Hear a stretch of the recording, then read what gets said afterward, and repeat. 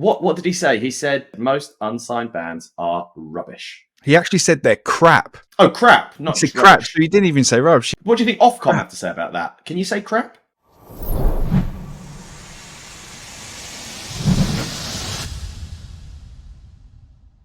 Hey everyone, Nikki here, and welcome to the Riff Yard. As usual, I'm joined by the man, the myth, the legend that is Rodders from the incredible grunge riff band Just a Ride. Rod, how you doing, buddy? I'm good, man. How are you? I'm good, mate. There's some things going on. People are saying things, man. Are we going to have to right the world again? Yeah, people are saying some shit, dude. You know, we're going to give a leveled-headed opinion. Do you not mean contrarian analysis? There you go. That's much better. The independent rock music scene. Not even just independent, just the whole shebang. Yeah, the whole shebang, mate. Let's start off with someone who used to be really relevant inside their own lunchbox has gone and said something that's upset everyone. Oh dear. What? It almost as if they've said something to get some attention because for whatever reason they weren't getting the attention that they used to maybe get when they were on Radio 1. That's exactly it, Rod. It's almost as if that's exactly really kind of what the premise of it is. You're not talking about that Chris Moyles bloke, are you? You're on fire, my friend. What did he say? He said most unsigned bands are rubbish. What do you think about that, mate? He actually said they're crap. Oh, crap. Not just crap. So he didn't even say rubbish. He just went in with... What do you think Ofcom have to say about that? Can you say crap? I don't know. Radio X, isn't it? He's on Radio X, yeah. I'm pretty sure it falls under the same. I mean, big shout out to Emma Scott from Plug-in Baby, but she's always talking about even on independent radio you don't want to be swearing, even on hospital radio you don't want to be swearing. Yeah, I would have thought maybe crap is now fair game. Maybe. I actually little tangent. Back in the day, which was a Wednesday. Last Wednesday? No, back in the day. We're talking. This was in 2007.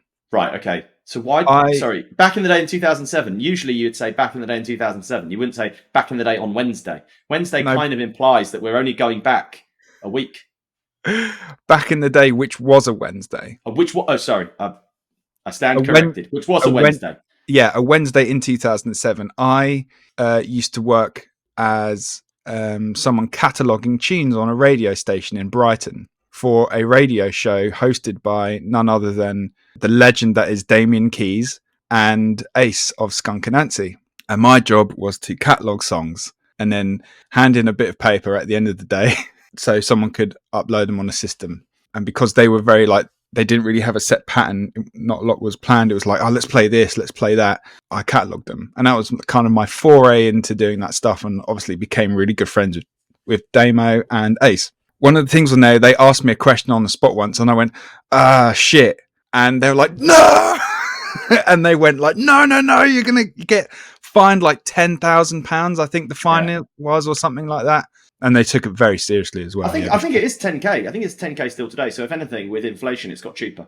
Yeah, so then you can swear more. That's great. There's someone like me, that's great. It's the decline of Western civilization. It fucking is. Anyway, so Chris Moyles, okay, like a lot of people are really, really upset about this. Mm-hmm. I'm just going to go out there and say what he's saying is factually accurate, right?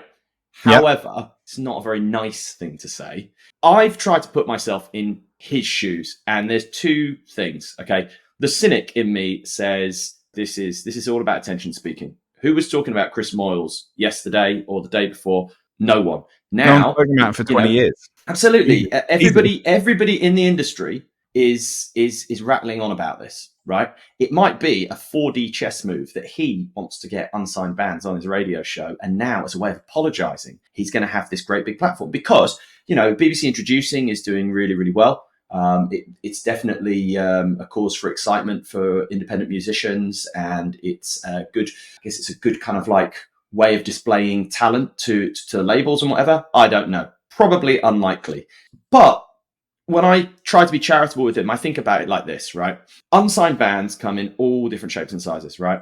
There are unsigned bands, bands who don't have a record deal and want them. And there are independent bands who, maybe they could get a record deal, but they don't feel they need them. So there's categories within this category. But what I would say the sort of band that's going to drop him something to the show, right, probably isn't the most self-aware. Probably is. They're probably very green. Yeah, they're incredibly green, and most green bands are, rubbish isn't the right word if you're going to be diplomatic. It's probably they're not at the stage in their career where they can actually be competing on that stage and, jump on and get airplay. At the end of the day, labels are, a quality filter, whether we like it or not. That's what they are. Yeah, that's their job. That's their job. It's to weed out the shit so that you don't have to, kind of. Absolutely. But what that's I'm saying is A&R is. yeah, an experienced independent band probably weighs up submitting stuff to Chris Moyles and goes, the likelihood of it being played is just not worth doing, or it's a Hail Mary. But I'm sure there are bands who are early in their career, they maybe don't really know how the industry works, goes, yeah, I've just done this demo, I'll send it to Chris Moyles. And I would say if the sort of unsigned music that's probably being presented to him is probably of that level. I'd say so. That's me being charitable. On the other hand, he could just be a curmudgeon. Highly likely. I think there is, and I hate saying things like this, I think there is a hybrid of both of what you're saying, because Radio X is not going to be playing the best metal. It's probably supposed to, right, with its kind of marketing. I mean, what does it play? Indie rock. Oh, right, okay, yep, indie rock. It's like Radio X, but Radio X really nowadays means we're not going to be playing Beyonce. We're going to be playing bands. Well, I thought Radio X was the radio station from Grand Theft Auto San Andreas that played sick grunge music all the time. Yeah, dude. Was it DJ Laszlo? Was he the DJ on Radio Laszlo, all right, yeah. I think so. Where's Laszlo on this? He would never slag off independent bands or unsigned artists. He wouldn't throw that shit under the bus. No, he wouldn't. There's a few variables, right? And as we say, we can edit this. You can edit my thinking fumbling here, but I will make Nikki. I guarantee I will make you sound like you've got at least 25 more IQ points than you actually do. Thanks, mate. The thing is, if you have some experience about you, if you have some know-how, you're going to think, how many people are listening to the Chris Moyles show? Is my band the right fit for someone like Chris Moyles to listen to, give a fuck about, and then play to an audience that would be acceptable and receiving of XYZ genre? If it's not, which it probably not, if you look at from where Chris Moyles has come from, he was very much tail end of the Britpop, Brit rock scene. So you're thinking the first bands that come to my head of that era. Scouting for Girls. No, I'd say earlier than that. Stereophonics. Okay. Oasis. Blur. The Verve. The Verve. Manic Street Preachers. Do you know what I mean? You know the angle I'm going at, right? And then probably later on into things like maybe Razorlight, the Kooks. Yeah, so you got that type of ilk, right? So that would fit a very lad-cultured band. So that's indie rock, in my opinion. Nothing wrong with that. One of my top 5 favourite bands of all time is the Stereophonics. They're arguably in that, but they are the heavier side of that stuff, as they're heavily influenced from the grunge scene and AC/DC. If you're in that ilk and you're sending it to him, you probably got more sense on your brain and gone, is the juice worth the squeeze? It's not worth my time going through all the rigmarole of that. I'd probably be best spending my time on an Emma Scott or a Steve Vega, something like that. You know what I mean? And then putting your money White into Wendell's. Yeah, into White Wendell's. Yeah. For. Right. Okay. Yeah. Cool. And you know what? I'm coming to people like that in a minute, because I've got a thing in my head here. You're probably going to be putting your money in those and your time into those people that actually have a dedicated show, or they do things dedicated to finding new talent. Now, for a minute here, I really want to unravel the term unsigned, and I feel it's really important to do so. The general public and people like Chris Moyles, right, will look at the term unsigned, and unsigned means fucking nothing. 20 years ago, unsigned was like, hey, they're unsigned, they're up and coming. Check this fresh blood out, or this new thing. That meant something. Nowadays, unsigned doesn't mean anything. It doesn't. It's an irrelevant term that has stuck to the music industry like a bad shit stain on a pair of white underpants. And it has, because it doesn't mean anything, and it is not representative of exactly what is happening in music, especially on the level that wouldn't be approaching primetime radio. And if you want to look even further there, in my opinion, what is primetime radio for? Who's it for? You've got to be looking at your demographic. When I was lecturing at university, this is something I bring up all the time. They go, "Oh, I really want to get my music onto the so-and-so show on this radio." And I go, "Do you listen to that show?" No. Okay. Then how do you know it's the right show for you? Oh, because they play so-and-so artist. I go, yeah, what's the demographic of that show? What time is it on? You know, all these other bits and pieces like that. If you're not listening to it yourself, there's a probably good chance that similar minds aren't listening to it either. For me, for example, I like listening to Johnny Doom's show on Kerrang, who I think is possibly, has been for a decade, the most important person for supplying new rock bands, in my opinion, and specifically hunts for that. And actually, Alex Hollicom's doing a really good job. Yeah. Smashed it on Kerrang, and now she's on BBC. Dan Carter does a good job. I mean, of course. He just loves metalcore too much. If you're not in that genre, it's really difficult for you to get his attention. But like, he's clearly passionate about it, and he gives bands a chance. There you go. And that's the thing. So, for example, the stuff I write, I'd go, oh man, I'd love to be on the new rock show on BBC Radio 1. It's like, that title's a bit misleading. It should be the new metalcore show with Danny P. Carter. You know, it's the same thing with like White Wendell's on Planet Rock Radio. If you're a bit heavy, you're not going to get on. You're not, because that's not what that radio station's about, nor what that show is for. Well, I think what I would say, where there's a slight difference between Wyatt and Dan P. Carter is, you know, Radio 1 is a mainstream radio station that probably in the past the rock show has been. I'm not getting on his back or anything, but it has been a bit more eclectic. Whereas Wyatt is on Planet Rock, and Planet Rock has a very clear, you know, an audience within rock music that it's catering for. Do you know what I mean? Yeah. You know, there are other stations. It's what it says on the tin. It's a classic rock radio station. Absolutely. That's the genre. You know, Kerrang Radio is, or what people also need to realize as well, it's owned by the same people as Planet Rock, Bauer Media, you know, who also own Country Radio and all the Absolute radios.